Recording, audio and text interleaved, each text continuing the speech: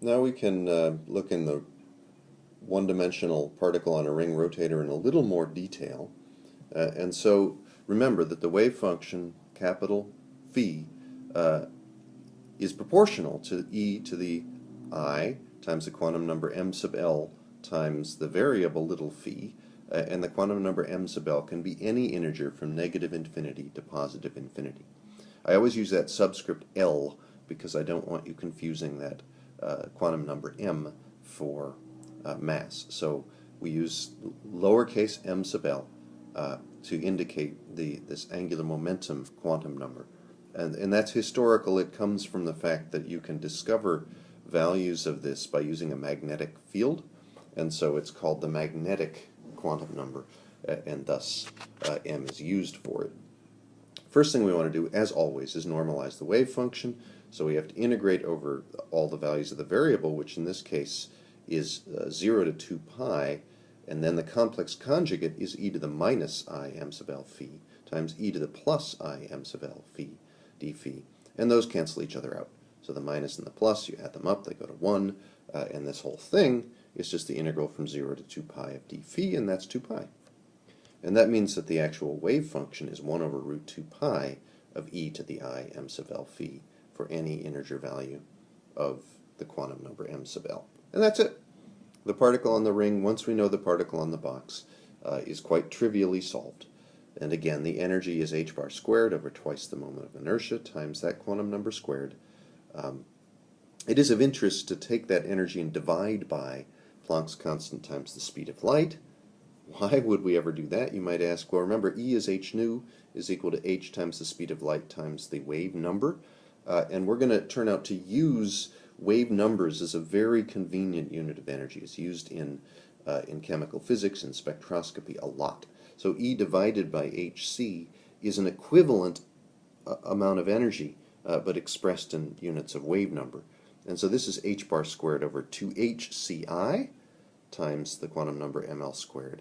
And that we call b times m sub l squared, where b is a thing we call the rotational constant, or the b value of a rotating molecule. So the energy levels in this system of units where we're going to use wave numbers as energy is just simply some number b, the b value, times ml squared. And if you look over at what makes up b, everything in there is a constant of nature except the moment of inertia. So as the moment of inertia goes up, the b value goes down, but it's just an expression of the moment of inertia, basically. So that is about as easy an energy level expression as you can get, and that's characteristic for this rotational problem. So with the energy levels in place, the other thing we need to know is angular momentum, and without further ado, the angular momentum operator, L sub z hat, because it's oriented in the z direction here because of what we were talking about with the right-hand rule before, is minus I h bar times the first derivative with respect to the variable phi. Just like regular linear momentum, p sub x hat was equal to minus I h bar d by dx, well now the angular momentum is minus I h bar d by d phi. So let's chew on the wave function, capital phi, with the L sub z operator. So I've got a minus I, and then I take the first derivative, and the only thing to poop out is an I m sub l. So I m sub l comes out, and then there's the h bar, and then I get my function again. And minus I times I is just 1, so this is equal to m sub l h bar times the original wave function phi. So the eigenvalue of the angular momentum operator is the quantum number m sub l times h bar. So that means the angular momentum is m sub l times h bar for any value of the quantum number m sub l between minus infinity and infinity, so long as it's an integer value. So we can have any angular momentum, negative values, 0, positive values. Negative values correspond to going clockwise, about the ring. Positive values where phi is growing in time correspond to going anti-clockwise about the ring as you look down on the ring. and there's integer values allowed, and there is a zero solution where there's no angular momentum at all. Now this is really, really, really, really, really important. So this is the news flash. The angular momentum comes in units of h-bar. So no matter what, there's nothing about what the system is in there. There's nothing about inertia. There's nothing about, there's no bounds to space because everybody's got 2 pi to spin around in. So the units of angular momentum are h-bar for everything, for anything rotating, for you, for me, for dihydrogen, for a DNA molecule. It doesn't matter.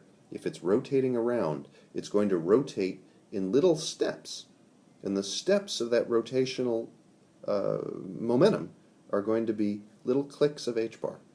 And the reason that's so incredibly important is when rotating objects bump into each other, they can transfer angular momentum. They're quantized, and so they must do so in a way that lets them go up and down by units of their quantization. And they can do that because of the fact that they have a common currency, they have a common exchange rate, and all the interactions wind up in changes in angular momentum exactly equal to h-bar, because everything rotates with exactly the same values there. It's a kind of a bizarre result. It's fundamentally important to the way molecules behave, and it's another one of those little quantum things that you would never expect that kind of pops out. That's really, really kind of amazingly cool.